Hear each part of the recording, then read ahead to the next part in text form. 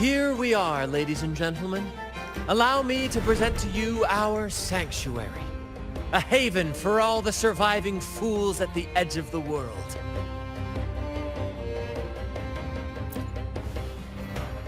It is, my friend. We built this place from the ground up, and I dare say it's a triumph worthy of the ages. The mist does shield us from the Order, but it brings its own set of problems. Precisely why we must tackle its effects without delay. By the way, if you'd like to speak with Mr. Bardolino, our laureate, you'll find his tent deep within the base. Feel free to talk to the others while we handle our tasks. We'll catch up once we're done.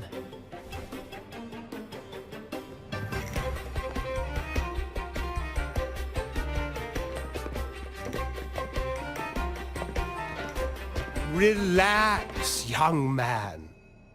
Life's only just unfurling its sails for you. Why sit there like one of those dour statues in the Order's halls? Don't be afraid to show a little spark. I was just thinking about my future. Is Raguna truly lost to me forever? Some have found their way back, but under the Order's watchful eye. Is that really what you want?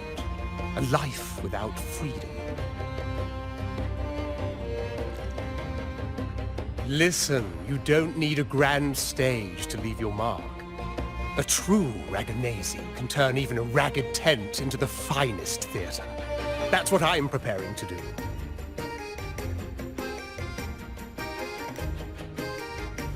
I might be an old man now, but don't let that fool you. I was once crowned with the laurel, you know. You? Are you Mr. Bardolino? In the flesh. Ha ha ha ha!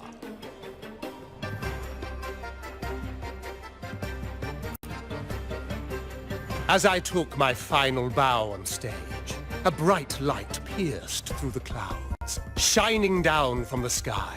And then, a radiant laurel descended upon me, and I heard a voice. It was the Sentinel's voice, ringing in my head. I asked them a question that had puzzled me since childhood. The ultimate philosophical riddle. What should I eat tonight?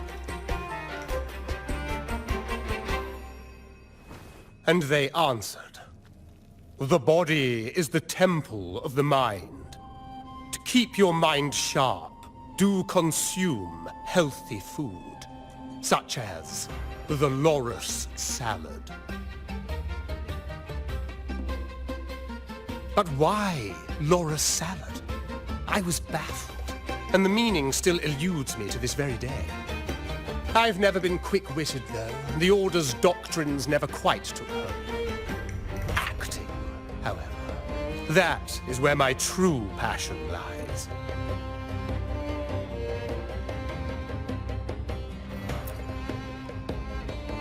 But why did a blessed laureate like you get banished by the Order? Back when I won the laurel, Raguna was led by the Holy Maiden. She promoted all sorts of grand celebrations during the carnival, an unceasing tide of revelry. Stages sprang up on every corner of the city, performances dancing through the streets, and shops adorned in vibrant hues. Even on rainy nights, you could still hear music playing in the square. Some performers wove their critiques into their acts. Sharp as she was, the Holy Maiden noticed. She refined city policy with each whisper of dissent.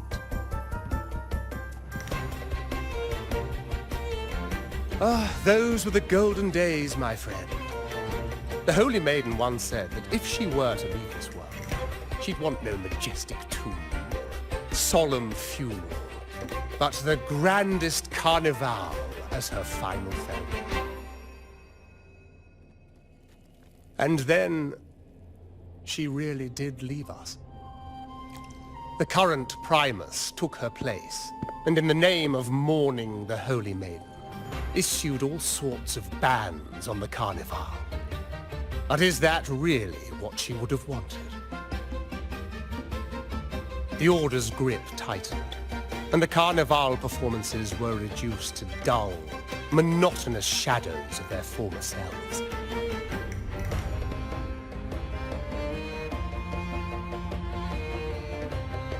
One year, I strung a wire from a gondola to the top of the clock tower in Liberty Square, and another from the tower to the Thessalia's mansion. Then, I disguised myself as one of the LaGuardia to fool the acolytes, and climbed to the roof along the wire. Midway through the Order's performance, I hopped on a wingray with a cloudcaster, showering the entire city with flowers. Yes, it was a magnificent sight. The wingray soared higher than the acolytes could reach. They couldn't do anything but watch golden pink petals rain from the sky for 3 whole days. They struggled to clean up the flowers from the streets, and it took a downpour to wash them all away. That cloudcaster, adapted from a music van, became the prototype for the one we use on stage today.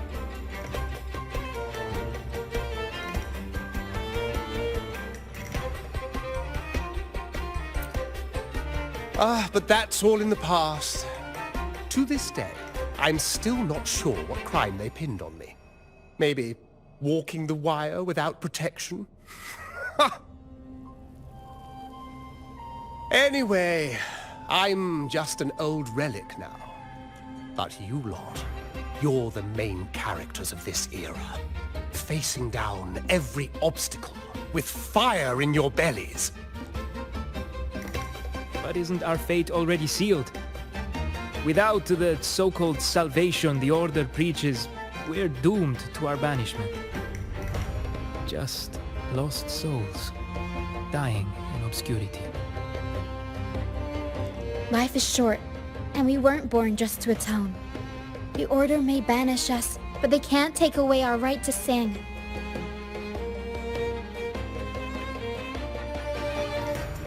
Death is one of many possible ends, but it's certainly not the worst.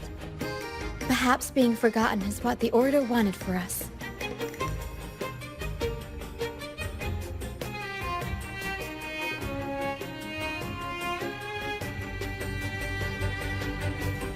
They want to erase all traces of our existence, grind us into dust and drag us into the abyss.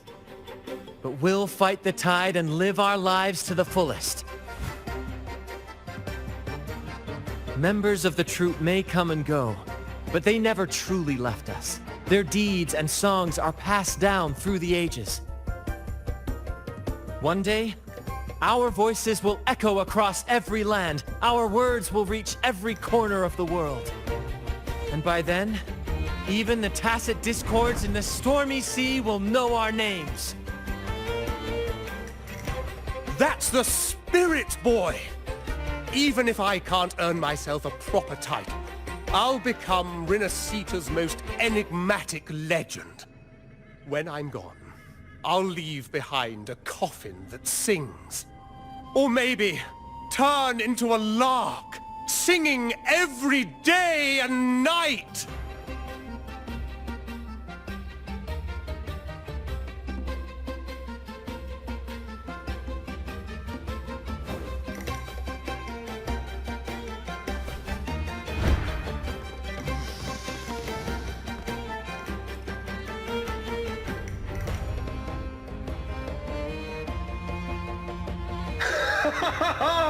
What say you, Brad?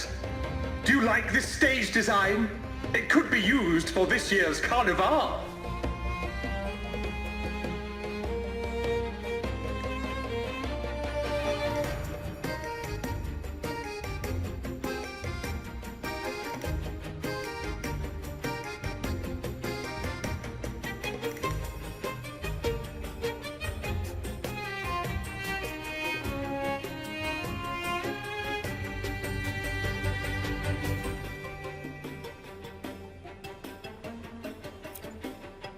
Our little chat reminded me of those good old days. So why not relive that scene I just mentioned? I still remember that famous line. Even without wings, we can still soar to the heavens. Now that you mention it, that is a very good question.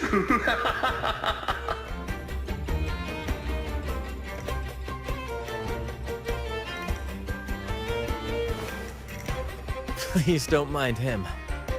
We like our performances big and bold, after all.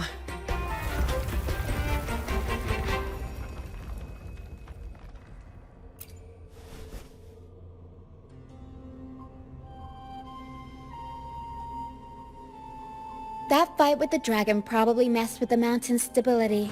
If Bardolino keeps moving around up there, it could get dangerous. We need to find a way to get him down, and fast. We might need your help with this. Pero should have some useful items in her box.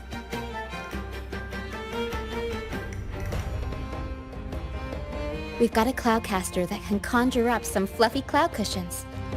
They'd make the perfect stairs to reach Mr. Bardolino, or catch him for a soft landing. But some of its parts have been borrowed by other troupe members.